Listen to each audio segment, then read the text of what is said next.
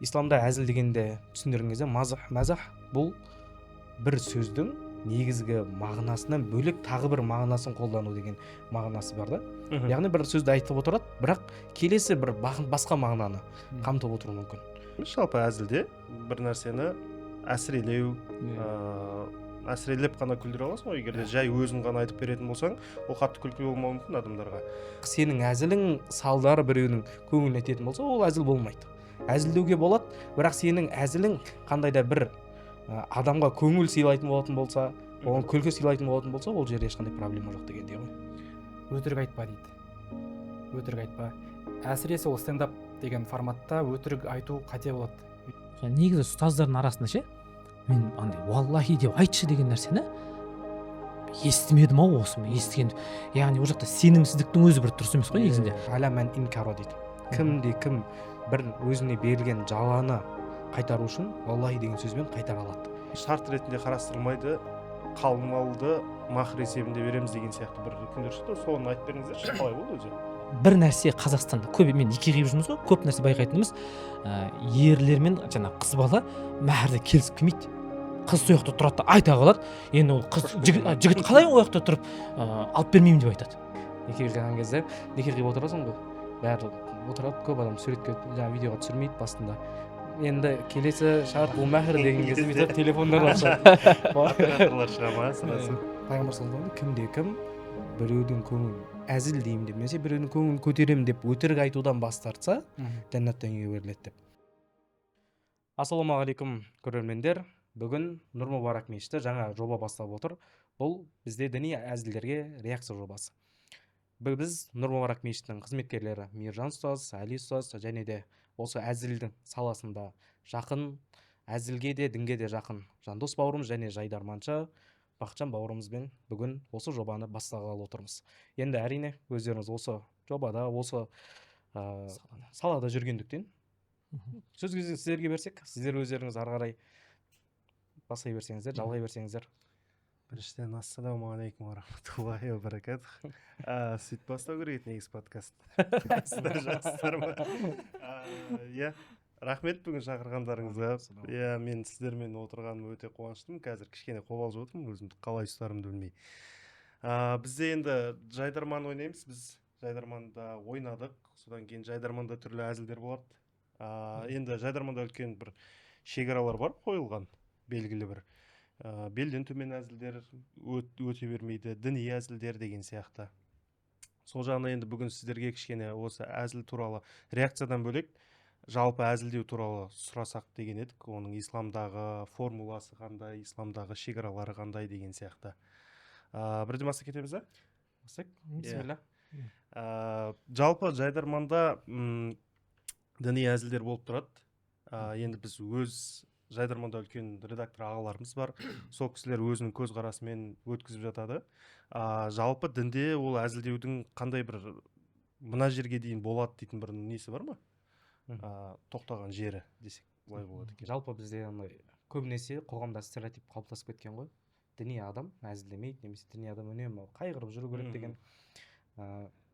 Негізі пайғамбарымыз саллаллаху алейхи уассалам да өзінің әзілдейтіндігін айтқан. Алла тағала Құран кәрімде өзін сипаттаған кезде «Ва иннаху адхака ва абка» деп сипаттайды. Яғни ол күлдіреді, ол жылатады деп сипаттайды. Яғни былайша айтқан кезде адамның эмоциясы бұл дінде белгілі бір рөлді алатын, орын алатындығын білдіреді. Сондықтан дінде белгілі бір деңгейде әзілдің өзінің орны бар. Бірақ оған белгілі бір қойылған шарттар бар. Әзілді айтатын адам, әзілдейтін адам біреудің көңіліне тимеу керек, біреудің яғни жеке басына әзілдемеу керек. Діндегі негізгі болған, негізгі дейді ұстанымдары, діннің негіздерімен әзілдемеу керек, және де өтірікпен әзілдемеу керек. Деген секілді көптеген шарттар бар. Ал жалпылай айтқан кезде, қысқаша айтқан кезде, дін ешқашан әзілдің өзіне қарсы шықпайды. Әзілдің артында тұратын салдарлары бар ғой. Әзілдің артында қандай салдар алып келеді, соған ғана үкім береді. Мысалы, әзілеуге болады, бірақ сенің әзілің салдары біреудің көңілін ететін болса, ол әзіл болмайды. Әзілдеуге болады, бірақ сенің әзілің қандай да бір адамға көңіл сыйлайтын болатын болса, оған күлкі сыйлайтын болатын болса, ол жерде ешқандай проблема жоқ дегендей ғой. Діни атрибутикаларға байланысты әзілдеуге бола ма? Мысалы, жаңағы тақия деген сияқты, немесе электронды тәсбихтер бар қазір. Сіз жақсырақ білесіз ғой. Жаңа бір тәсбих тартып отқан екен. Егер ол әзілдің түбінде дінді келеке ету, мазақ қылу, кемсіту болатын болса, алла тағала оны тыйым салған. Яғни сендер мазақ қылып отырсыңдар ма деген аяттар бар. Мысалы, келеке қылдыңдар ма деген сияқты, андай дінмен ойнадыңдар ма деген секілді ескерту аяттар бар, хадистер бар. Ол тыйым салынған. Яғни ол біріншіден ақиқат нәрсе, алла тарапынан келген нәрсе, әзіл емес. Ол жеңіл қарайтын, кемсітетін дүние емес. Егер сон мақсат тұтылған болса, ол тыйым салынады. Яғни мазақ қылу мақсат тұтылса. Ал егер жоқ, адам бір әрдайым тақия киіп жүреді, соның сол тақия келгендігін мақтаймын деп, бірақ әзілмен мақтаса, әрдің қолынан тәспа түспейтін жігіт, соны бір мақтап өтейін деп, әзілдеп мақтаса, яғни оны, өйткені мақтау түріндегі әзілдер бар ғой, оны абыройын көтеріп жүретін, сондай деңгейде болса, ода проблема жоқ. Яғни атрибутикаға болады, егер мақсат мұраты дұрыс болса. Ешқандай кемсіту, мазақ қылу, ниетіне қарай. Сондай мәселе келеді да.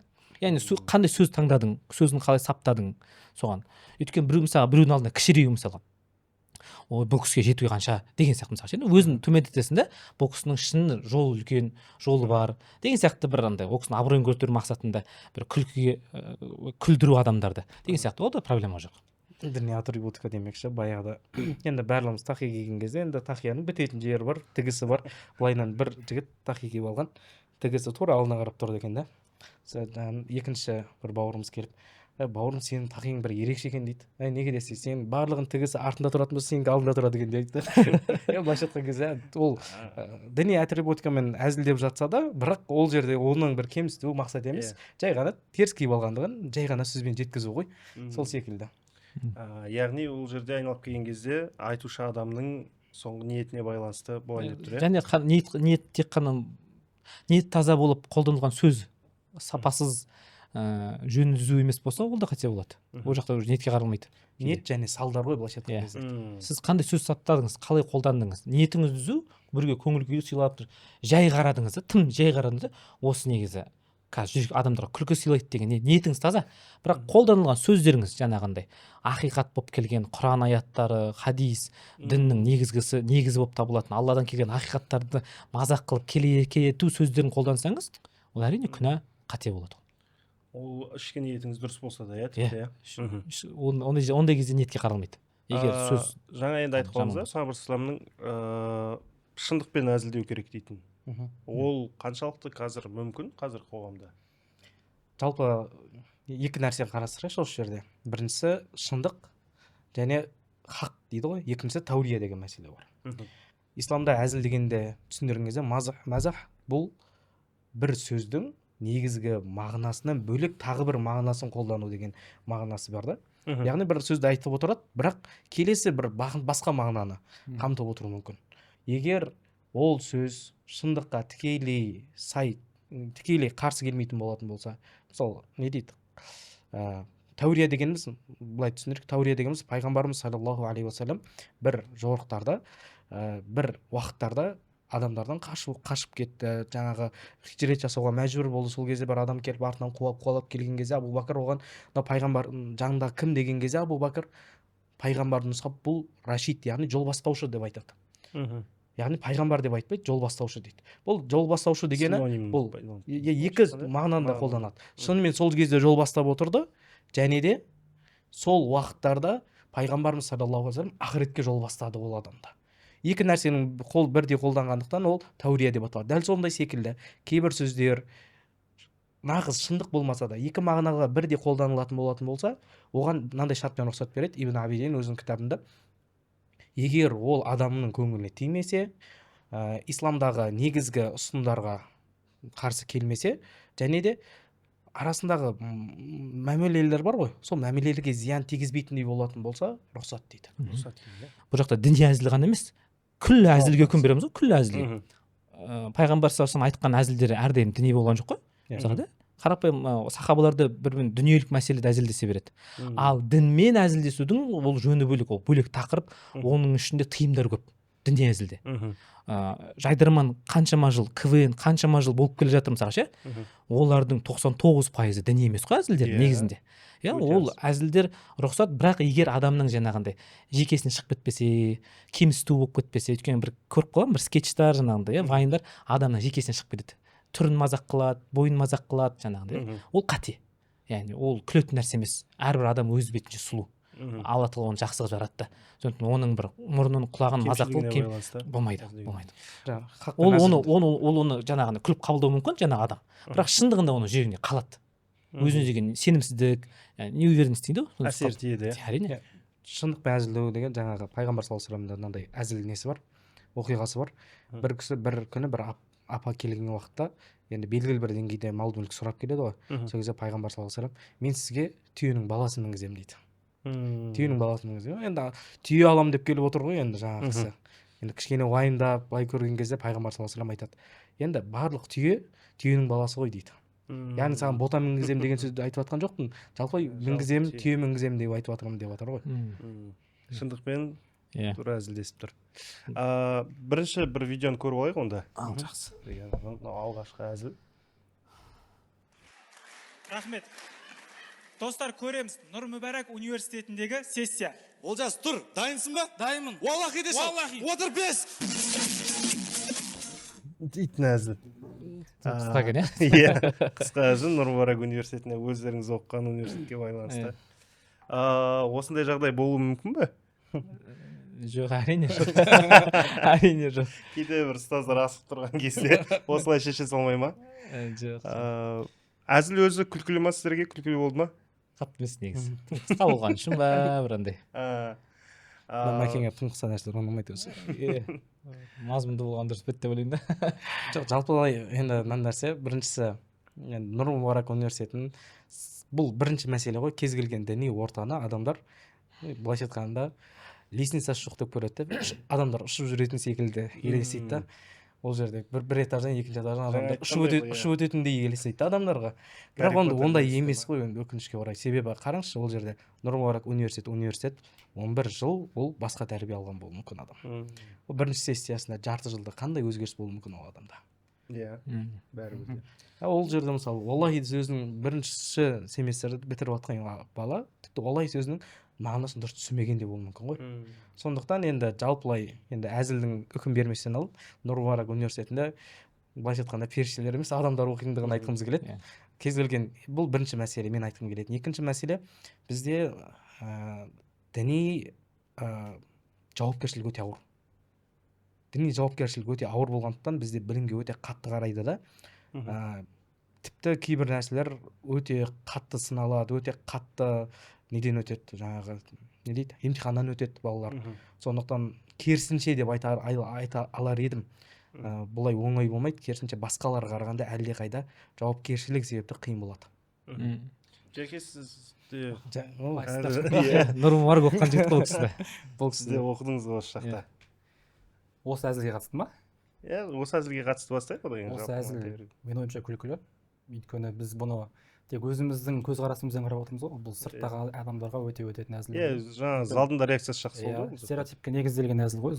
Әзіл сондай ғой, стереотипке негізделіп. Енді бұл жерде жаңағыдай ғой, шындықпен әзілде дегенде жайдарманда емес, жалпы әзілде бір нәрсені әсірелеу, әсірелеп қана күлдіре аласың ғой. Егер де жай өзің ғана айтып беретін болсаң, ол қатты күлкілі болмауы мүмкін адамдарға. Жаңа сіз айтқан мысалдың өзінде, енді былайынша айтқанда ол өмірде жүдайсызбен күресіп атпайды ғой. Бірақ соны әсірелейміз да, жаңағыдай кредит дейтін нәрселер, жаңағыдай ипотека деген нәрселер бізге көзімізге көрінетін нәрселер емес қой олар. Сол үшін де солай. Бұл жақта жерде кішкене енді бір стереотиппен әзілдеп тұр ғой. Бұл жақта халық ойлайды, Нұр Мүбәракта сенім соншалықты мықты. Ана студент сабаққа дайынмын десе, ұстаз сене салып бағасын қойып бере салады деген сияқты ғой. Иә. Бұл әзіл болады, иә, жалпы ондай әзілдеу, бұл әзілдеуге. Ең қиын нәрсе үкім беру ғой енді. Бірақ енді жалпылай дәл бұл әзіл емес, осы секілді әзілдер, яғни не дейді, өтірік қолданбаса, ол болады. Бірақ енді мына жерде кішігірім менің жүрегімде бір деп қалған нәрсем бар. Бұл енді Аллахи деген сөз ғой енді айналып келген кезде. Содан қорқасың да, өйткені Алланың аты айтылып тұр, басқа қылып тұр. Енді діни әзілді мен айтар едім, мейлінше қолданбау керек. Бірақ дәл мына валлахи деген сөзбен айтылып тұрғаннан кейін кішкене ол қиындау болып тұр мен үшін. Өзім үшін жеке бір нәрсе айту қиын. Негізі ұстаздардың арасында ше, мен андай валлахи деп айтшы деген нәрсені естімедім ау осыны естіген. Яғни ол жақта сенімсіздіктің өзі бір дұрыс емес қой негізінде. Бір адам айтты ма, біз оған бір үлкен бір себеп керек оған сенбеу үшін ше. Мен білем бір нәрсені, ол керісінше нәрсе айтып тұр ше. Сезіп тұрмын ол кісінің өтірік айтып тұрған. Бауырым, рас па деп сұраймын. Рас па? Бірден валлахиға көшпейсің да, яғни валлахи ант етті ғой. Ал бізде Құранда келді валлахи деп айтқызу, иә? Қателеспесем ажырасу мәселесінде. Зинақорлықпен айыптау мәселесінде ме валлахи айту мәселе. Яғни айтқанда валлахи деп айтқызу дінде негізі өте ретке нәрсе ғой.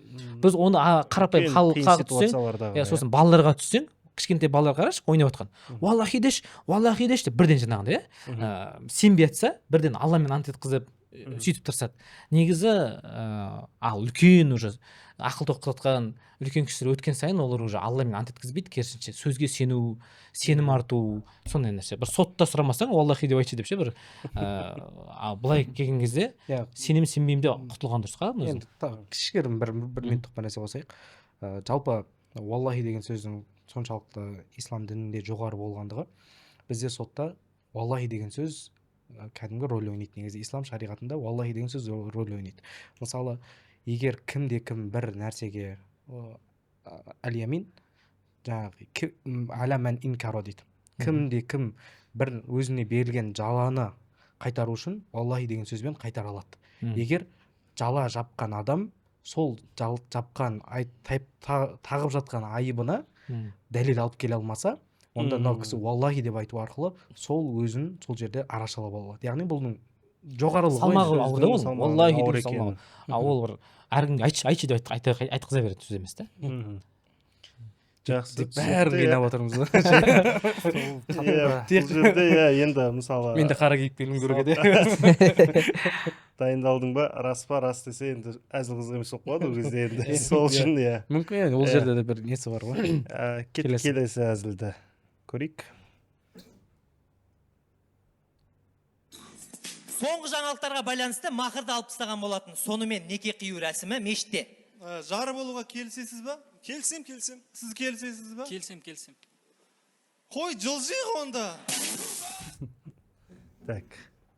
Осылай дейді. Бұл жерде енді соңғы осы бір жылдың төңірегінде болғойдың. Осы махыр мәселесі енді ол енді жалпы алынып тасталмайды ғой. Дегенмен шарт ретінде қарастырылмайды. Қалың малды махыр есебінде береміз деген сияқты бір күндер шықты. Соны айтып беріңіздерші, қалай болды өзі? Айтайын ба? Сіз айтып отырсыз ғой, мен айтайыншы. Құранда аят бар. Ниса сүресінің 4-ші аятында Алла тағала айтады, оларға некеден кейін неке сыйлықтарын мәһрлерін беріңдер деп бұйрықпен келеді да, беріңдер деп ше. Яғни мәһр Құранда келген үкім ғой, негізі Алланың бұйрығы ғой. Еркекке, ер азаматқа беру бұйырылған. Сол осы аяттың негізінде және басқа хадистердің негізінде мәһр ол Құдайдың әйелге берілген хақысы ғой. Ол әйелдің хақысы Құдай тарапынан берілген. Оны адам алып қоя ала ма деген мәселе ғой енді. Негізінде пәтуасы жаңағындай, егер қыз баласы қалың малды көрді да, жігіттің қалың малды әке-шешесіне көп бергенін көрді, және мен сұрайын деп тұрған қалың малды мәһрдің мөлшері соның ішінде бар, мен разымын, сондықтан мәһр жеке бөлек тағы да сұрамаймын деп өз хақысын түсірсе, онда рұқсат та. Бірақ ол қыз түсіру керек та оны. Ол қыздың хақысы ғой, талап ету мәһрді. Негізі Құдай беріп тұрған хақысы ғой. Оны ол қыз айту керек та енді. Қалың малға разымыз, мәһр керегі жоқ деп ше мысалы. Сол кезде ғана. Бірақ оны жаңа контекстен үзіп алып, мәһр отмена болыпты деген нәрсені біз көп көрдік. Көп көрдік та көп күліп алдық. Бірден тағы бір әзіл. Сосын мен аны әзіл түсінген жоқпын негізі. Не болып кетті? Неге айтты? Мәһр деп бастады да. Бір сұхбат үзіліп кетті бастаған жоқ қой. Мәһрді алып тастады. Сонымен неке қию рәсімі дейді. Сіз разысыз ба? Я разымын. Сіз разысыз ба? Я разымын. Осыдан кейін мәһрді сұрау керек қой. Кішкене пауза ұстатты. Қойын жылжиық онда деді. Яғни ары қарай ештеңе жоқ қазір бізде деген нәрсені айтып тұр ғой. Бұл жерде. Так. Алидің бір айтары бар еді ғой. Қазір көрмейді, иә. Мынау енді бұл видеолар мен дайындаған жоқпын ше, шынымды айтайын. Мына жерде менің әзілімді де қойып қойыпты ше. Бұл жерде саған қайтсам отырмын да. Махырды алып тастапты қойсыңдар ма? Енді қыздар пақыр болып жатыр екен. Ол мақырын шыққанына 2 жыл болып еді ғой, не болып тастаған оны? Енді қыздар әр бәле сұрап лимитін бітірген да мақыр. осындай бір әзіл болған. Оны енді жақсылап түсіндіріп берейін бұл әзілді. 2 жыл болған деген енді 2 жыл болмағанын білеміз ғой, бірақ 2 жыл осы бір соңғы бір 2 жылдықта қатты бір тарап кетті ғой, жаңағы джет сұрады, қыздар басқа сұрады деген сияқты. Соны енді әзілдеп алып келіп тұрмыз ғой, енді қыздар лимитін бітіріп тастаған, әр нәрсе сұрап мақырдың деген сияқты. Бұған не дейсіздер енді өздеріңіз? Жалпы бірінші мәселе. Енді маған не дейді? Жалпы бұл Әзіл өмірлік ұнады деп басты. әзіл ұнады. Айтқан адам ұнады деп. Мәселе неде ғой? Жалпы мәһірдің көп болуы, аз болуы деген мәселе ғой, көп талқыланып кеткені. Содан кейін бұдан да негізі басқа әзілдер көп болды, қателеспесем мәһірге байланысты өте көп болды әзілдер. Көп адам жаңағы тым асыра сілтеп сұрап жатты, басқа қылып жатты. Енді ол барлығымыз білеміз, қыздың құдай берген ақысы мәһір. Енді бірақ пайғамбар саллаллаху алейхи вассаламның мына бір хадисі де барды, мәһірді аз сұраған қыздың жалпы ең жақсы қалыңдық екендігі жайында. Сол жағынан да неге, өйткені бұл қоғамда кейбір елдерде үлкен мәселе туындатады бұл. Егер мәһірімді бермесең, мен саған тұрмысқа шықпаймын деген нәрсе арқылы айту арқылы кейбір қоғамдарда тіпті зина көбеюіне де әсер етіп жатыр. Неге? Өйткені ерлер үйлене алмайды, мәһірін жинай алмайды, белгілі бір деңгейде елде экономика нашар, кейбір елдерде. Сол себепті енді бұндай да бір әзілдермен жеткізуге болады деп түсінемін, ойлаймын. Халыққа бұл мәһірдің жалпы не дейді, тым көп сұрауының өзі дұрыс емес екендігінде. Енді әрине жігіттің жағдайына қарайды ғой. Жағдайына қарайды, егер жағдай болатын болса жақсы. Ал бірақ жағдай болмай тұрған жігіттен жаңағы самолет сұрап отыру қиын ғой. Осы жерде айтып кетейінші, мынау бір күшті рилс қылып кесіп алсам мына өзімді ше. Тарау керек бұл деп. Бұл ақпарат тарау керек. Ерлердің құқығын қорғау мәселесін. Енді Алла тағала беріп тұр ғой әйелдерге, әрбір ер бақытты болуға лайықты десекші. Алла тағала әйелдерге мәһір сұрау, яғни әйелдерге мәһір беріңдер деп тұр ғой. Және ол құн зат болу керек, кемі 4,5 граммның алтыннан басталады, Бірақ бір нәрсе Қазақстанда көп, мен неке қиып жүрміз ғой, көп нәрсе байқайтынымыз, ерлермен жаңа қыз бала мәһірді келісіп келмейді.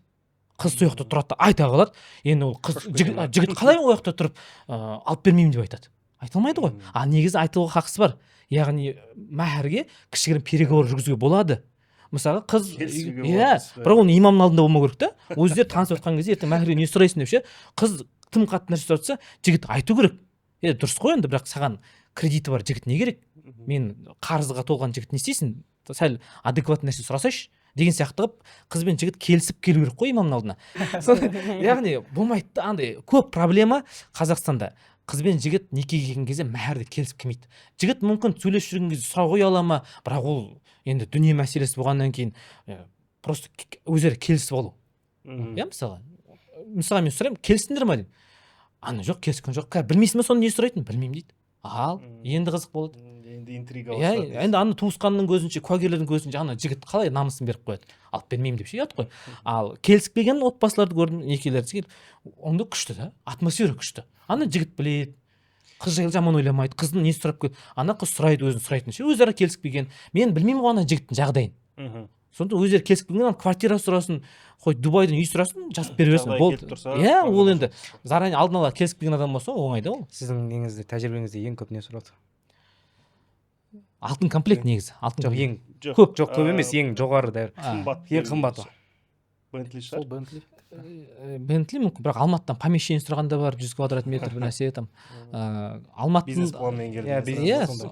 Алматыда помещение, бизнес, в общем, арендный помещение, сонда есімде 2 бөлмелі үй, 5 бөлмелі үй, 3 бөлмелі үй дегендер бар. Бірақ енді олардан қарайсың ғой, уже киім киісі, қандай машинамен келді қарайсың ғой. Түсініп тұр бір-біріне не сұрап жатқанын, ана жігіттің 3-4 үйі бар ма ше, сондай халде келіп тұрды. Сондықтан оларға қатты қарсыласпайсың, мынауың дұрыс емес қой деп ше. Ал енді ауыл, аудан, басқа кішігірім қала, Алматыдан бай емес регионда өмір сүретін қазақтың әрқайсысының квартира алып беретін жағдай жоқ қой негізінде. Мен өзім жақында үйлендім ғой. сол жаңа айтқандай біз келіспедік, бірақ жаңа сіз айтқан хадисте мен айтып жүрдім жиі. Сөйтіп Ондай хадистерді айтсаң, сен манипуляция жасадың иә, дейді. ол да бар. Сол енді қайта-қайта айтып жіберсең де ыңғайсыз екен оны. Бірақ сол интрига болды кішкене маған да. Салып па? Басталам дегенше.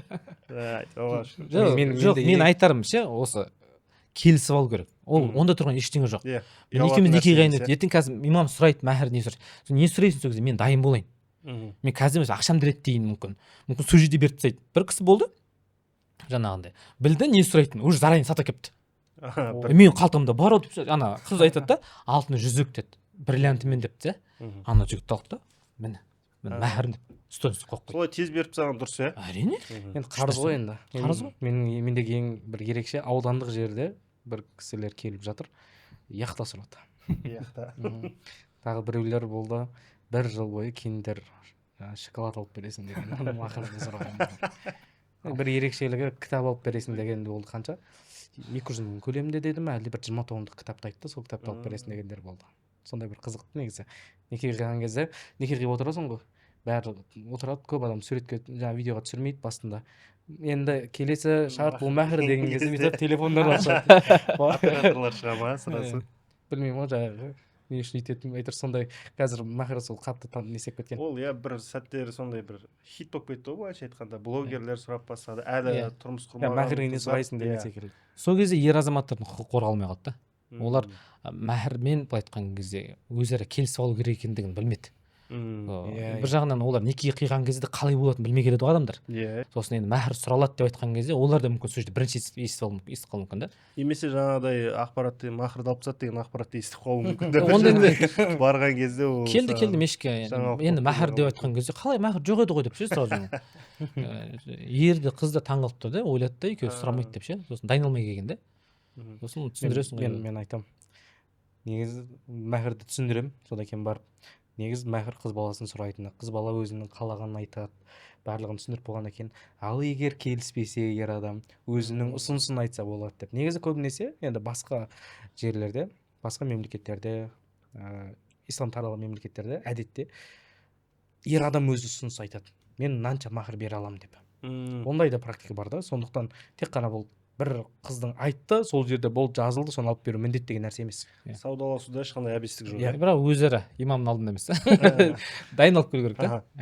Келесі бір әзіл. Кейде аналарымыздың әңгімені асырасы деп айтатын кездері болады. Алихан, сендер намаз оқитындарыңға біреумен телефон зарядкаға қоймағансыңдар. Мен оқымай-ақ қойдым. Иә, оны көргенбіз. Бұл әзіл көрдік. Өте күлкілі. Бұл енді діннен гөрі аналарға қатысты ғой. Аналардың бір еркелігі, бір аналарымыздың бір кей кезде бір ұйқассыз бір нәрсені ұйқастырып жіберуі, иә. Жаңа сіздер айтқандай ғой, нұр мүбәрәкті оқитындардың бәрі періштелер сияқты жүреді деген сияқты. Барлық нәрседе. Мынау болады, иә? Былай ғой енді. Бұл не дейді? Бір топты просто болып жатқан нәрсені дәл солай көрсете салды. Бұл жерде ешқандай не жоқ. Қосқан нәрсе жоқ сияқты, керісінше кемітпесе. Енді көбінесе деп айтпайық, біраз үйлерде бар ондай нәрсе. Өкінішке орай деп айтайық. Намаз оқитын баласының үміті көп қой. Діндегі түсінеді, бұл жақсы балам, сосын одан көп жақсылық күтеді, ол жақсылық көрінбей қалса, сол кезде айтылатын сөз сияқты ғой. Иә, соны кішкентайда нәрселерге телефон зарядка қоймадыңдар деген сияқты. Бірақ бір проблема бар бұл жерде. Қыздың рөлін ойнап тұр ғой. Қыздың рөлін ойнап тұр ғой. Бұны негізінде стендап форматында айтса да өтуші еді. Егер сондай мүмкіндік болса. Бірақ бұл жерде міндетті түрде жайдарман өзінің бір шарты бар ғой, қыздың рөлін ойнаған кезде. Орамал қыздардың бір атрибутикасын пайдалану керек. Өйткені сақалы бар еркек ойнап тұр, оны мамасы екенін қалай білесің ондай жерде. Сондай бір әзіл жақсы ғой енді былай. Оны айтып берсең, мүлде проблема болмайды да, жай ауыз сөзбен айтып берсең. Бірақ ойнатқан кезде бұл жерде қыздың рөлін ойнап тұр ғой. Дәл осы команданың осыған ұқсас әзілдер бірнеше бар да негізі. Сондай бір кішігірім неде бар деймін ғой, ана ойлап қалмасын полный күшті деп. Өйткені хадистер бар да. Бәрібір бір нюанс бар десекші. Бағанадан бері айтатқаннан кейін мынадан бір проблема тауып ала ма деп ойлап отырмын. Мен мән бермеппін айтсам. Яғни ерлер әйелдерге ұқсамасын, әйелдер ерлерге ұқсамасын. Хадис келеді ғой. біріншісі алла тағала деп келеді, яғни алла тағала ерлерге ұқсайтын әйелдерді және де әйелдерге ұқсайтын ерлерді лағнет етті дейтін. Бұл жерде алла тағала деп келеді, екінші бір нұсқасында алла елшісі лағнет етті деп келеді. Енді қай тарап болмасын өте былайша айтқанда қауіпті. Және бұл хадистің өзін екі түрлі түсінеді. Біріншісі өткен шақ форматында түсінеді, яғни шынымен де лағнет етіп тастады уже деген. Екінші нұсқасы дұға форматында, яғни лағнет етсін бәддұға стилінде айтылды. Сол үшін бұл жерде сәл абайлау керек. Бірақ енді бұл мәселе, дәл осы мәселе өзінің болмысынан қыздық гормондары көптерге айтылмаған. Имам Науаи өзі сөйтіп бөледі екен екіге. Яғни ұқсас адамдар болады өздігінен, табиғатынан. Ал кейбіреу болады, кәдімгідей солардың атрибутикаларын пайдаланады, солардың бір іс-әрекеттерін, дауыстарын сәл қылымсып сөйлейді дейтін секілді. Сол жағынан дұрыс емес. Қалайсыздар?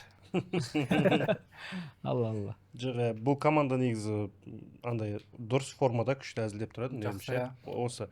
Жоқ, біз жеке бір командаға мәселе емес. Мен ана кісінің аттарын да білемін, команданы да білемін негізінде. Дежавю дейтін команда. Жалпы енді бір командаға мәселе емес. Енді әзілдің формасы, жеткізілу стиліне байланысты әңгіме ғой. Енді осын жеткізгенде қалай жеткізу керек еді деген мәселе ғой. Ал мынау команда мынандай, мынау команда мынандай деген мәселе емес. Өмірлік әзілдерді көбірек ойнайды. Сондықтан жақсы өртімді болған сияқты бұл әзіл. Одан кейін жалпы аналарымызға барлық нәрсе оңай болып көрінеді. Сонымен көреміз. Мә, шөлдеп бәтірім бар ғой. Ауызашарға дейін ұзақ бар ма екен, шыдай алам ба екен? Мен қатты қиналып батсам, піссімәлі деп ашу үші аузыңды. Ештеңе етпейді жар көрсін. Шыдап тасайын, соңына дейін нормально. Білмеймін, әйтеуір біз әбет жеп жатқанда көзің бақырай отпасын. осындай әзілер. Аналарымыздың сол өмірдегі айтатын сөздері ғой енді кейде. Сондай солмен әзілдеп тұр бұл жерде.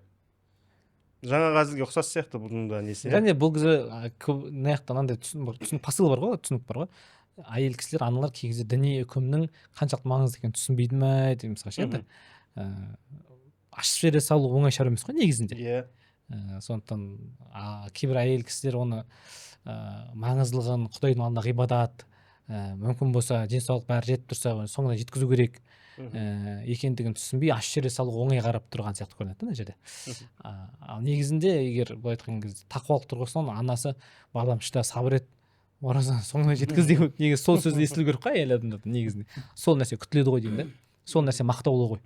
Жалпы сондай болса жақсы еді деген әңгіме ғой. Бірақ енді өкінішке орай халықтың арасында осындай нәрсе бар екендігі жасырын емес қой. Өкінішке орай ондай нәрсе бар. Кейбір отбасыларда ондай нәрсе көп. Біз кезінде 3 күн басында, 3 күн ортасында, 3 күн соңында ұстайтын едік қой. Сендердікі не ораза дейді ғой. Сендердікі не ораза деп. Дұрыс емес, түсініктің таралып кетті ғой. Сен имам екенің маңызды емес. Қазіргі таңда бәрібір де кішкене діни білімі, базалық білімі артып келе жатқан сияқты, жалпы қоғамда. Енді бұл мен ойлаймын, бұл қазіргі таңда енді үлкен жастағы кісілер сомдап жатыр деп бұл жерде. Себебі көбінесе жастардың діни сауаты жақсы ғой, Аллаға шүкір қазір кішкене дамып келе жатыр, бұрынғыдан емес. Мешітіміздің көпшілігі жастар. Жәкенейіз жақсы деп. Бұл не мысал ретінде беруге болады, жалпы форматта айтып отырмын. Өмірде болған нәрсені ұсыну дейтін. Бұл да жаңа өзіңіз айтып өткендей әзілдің шегі бар ма дейтін, сол шектің ішіне кіреді, сыртынан шықпайды. Өмірлік әзілдерді сахнада қоюға. Жалпы сосын бұл тек діни сферада жүрген адамдар қолданатын бір қағида емес, шындықты айту дейтін. Бұл кәдімгі әзілге байланысты кітаптарда да айтылады. Батыстың кітаптарында, стендапқа байланысты кітаптарда. Джуди Картер дейтін бір әйел кісі бар, кітабы бар, стендапқа байланысты. Оны қазіргі стендаперлердің барлығы оқиды. Алғашқы сауаттарын ашу үшін, үйрену үшін. Сол жерде мынандай бір несі бар, тақырыпшасы бар. Әзілкештерге арналған жаңа өсиет дейді. Оны Библиядағы нелермен, қағидалармен сәл ұқсастырып жазған ғой. Сол жерде айтады, өтірік айтпа дейді. Өтірік айтпа.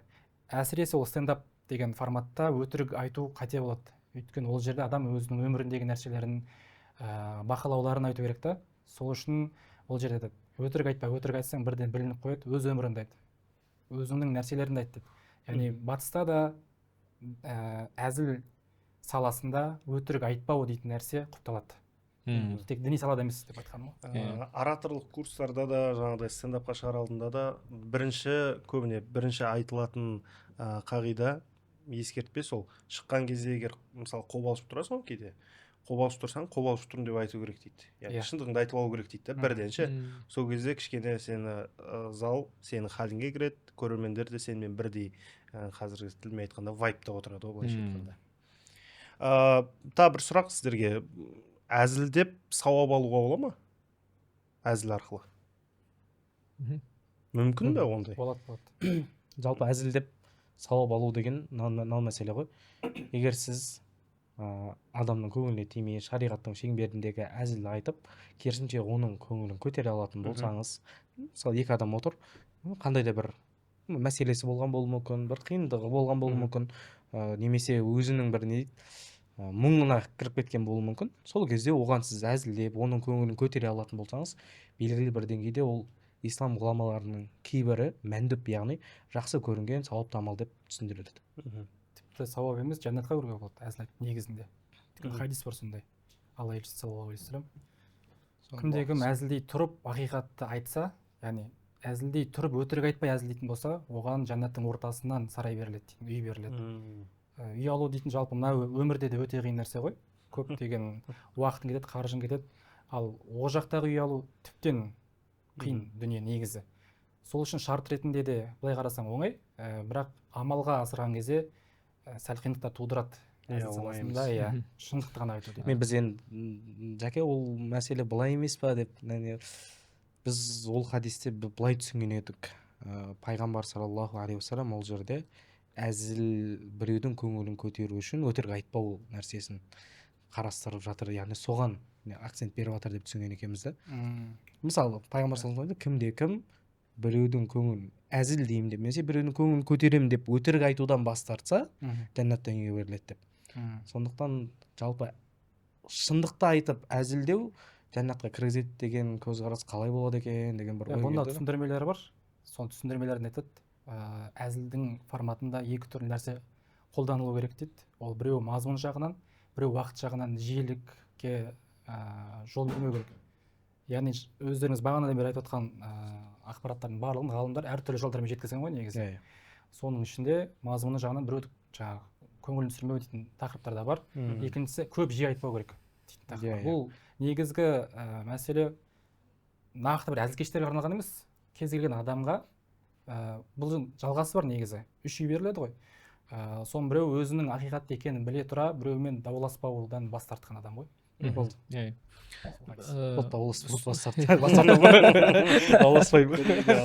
Сіздікі дұрыс жәке. Ұстазымнан естіп едім, достың хақысы. Достың хақысы оның көңілін жұбататын, көңілін көтеретін әңгімелер айту дейді. Достың хақысынан, яғни досыңды өзінің проблемаларымен жүктей беру, орысқан грузите беру дейді, ол дұрыс құпталмайтын нәрсе. Дос кейде достың қасынан тыныштық тапқысы келеді, достың қасынан бір көңіл көтергісі келеді. Сол кезде достар жиналған кезде әзілдесіп, бір-бірін жұбатып, бір-бірін мақтап, көңілін көтеріп тұру, ол міне хақысы, бір-бірінің хақысы көтеру дейтін көбіне сол әзілмен ассоциировать етіп тұрады ғой бәрібір. Кейде бізде андай нәрсе қалыптасып кеткен, тағы да жиналсаң болды, тек қана уағыз айтылу керек деген нәрсе қалыптасып кеткен да. Мысалы бір нәрсе болды, бір оқиға болды, енді ғана медресе бітіріп келген бір жігіт бір ортаға келіп қосылды. Карантин бітті, как раз адамдар енді ғана жиналып, бір-бірімен әзілдесіп, енді ғана ана тұрды, ұзақ уағыз айтып кетті. Сол адамдар ренжіді. Енді уағыз емес, енді белгілі бір деңгейде сахабалар да пайғамбар саллаллаху алейхи вассаламмен келген кезде отырып әзілдескен, тіпті сахабаларының дарбыздың дәнектерін бір-біріне лақтырып ойнағандықтары келеді жаңағы хабарларда. Бұл маңызды болмаған, жалпы күнделікті өмірлерде әзілді қолдану, әзілді айту, немесе әзілдеп отыру, әзілдеп жүру ешқандай да бір дінде тыйым салынған нәрсе емес. Тіпті жаңағы көңілін көтеру бұл достың ақысы тіпті. Қысқаша айтқанда жалпы біздің қазақ қоғамында әсіресе әзілдің түрлері көп қой. Көршілер, достар, бір-бірімен, жеңгесімен, қайнысы деген сияқты тіпті әртүрлі әзілдің түрлері көп. Сол үшін ол біздің күнделікті өмірімізде күніге кемі бір 3-4 әзіл айтатын шығарсыздар өздеріңізде бір-бірлеріңізге. Андай зерттеу бар. Күніне адам 18 рет күледі дейтін. Шет елдің зерттеулері тәжірибе жүргізген ғой. сол адамның орташа бір күлу мөлшері 18 рет деп айтқан екен. Оның үстіне көбісі біреулермен отырған кезде шыққан. Енді адам өзімен сөйтіп күле бермейді ғой енді. Көп жағдайда сол сондай бір термин қолданады, ортақ күлкі дейді. Яғни ол адам бір нәрсе айтса, ана адам күлсе, екеуі бірге күлсе, сол көптеген психологиялық дерттердің алдын алады дейтін зерттеу бар. Иә, күлкі терапия деп айтып жатады ғой. Яғни айтқанда мен айтқым келгені, бұл біздің өміріміздің ажырамас бір бөлігі ғой, әзілдеу, бір-біріміздің бізде қазақ халқында әзілдеумен күлумен вообще проблема жоқ қой. Бізде ондай кемшілік жоқ қой, бізде избыток болмаса. Қазақ халқының әзілдеу формуласы да өте тонкі, көбіне сондай ғой, яғни бір бетіне былш еткізіп айтып салатын әзілдер емес қой. Әзіліңмен жараса атаңмен ойна деген сөздің өзі ғой енді. Бұл уже қазақ халқының әзілге деген қарым қатынасы, оны ол рұқсат еткендігі өз өмірінде, тіпті атаңмен ойнасаң болады, әзілің жарасып тұрса. Ата мен немеренің арасында бір өзінің субординациясы бар ғой негізінде. Бірақ соның өзінде әзіл рұқсат болады, егер бәрі дұрыс болса, орнымен болса. Сондықтан вообще проблема жоқ. Иә, рахмет. Бүгінгі сіздердің осындай жалпы әзілге байланысты. Әзілдер ұнады ма айтпақшы, жайдармандағы сіздерге? Ең жақсы ұнаған әзіл қайсысы болды? Аналардың жаңағы ақкөңілді ғой. Маған өзіме мақыр туралы айтқан балалар ұнады. Рахмет. Біріншісі ма? Бұйырса тағы да келесі шығарылымдар болады. Сол жақта сіздерді тағы да күтеміз. Күтеміз болғанда біз қой келетін сіздерге. Осы енді жобада мен сіздер жақсы осы салада болғандықтан сіздердің осы жүргізіп келіп күлдіріп көрсетіп реакциямызды сұрап жатқандарыңызға рахмет. Иншалла біз сіздер біздерді күтейік. Келесі подкастта кездескенше. Иә, құрметті көрермендер, арнаға лайк басып тіркеліп пікір қалдырыңыздар. Ол сіздер үшін бір сәттік нәрсе, оңай нәрсе болғанмен бізге үлкен бір шабыт беріп қояды. Рахмет барлықтарыңызға.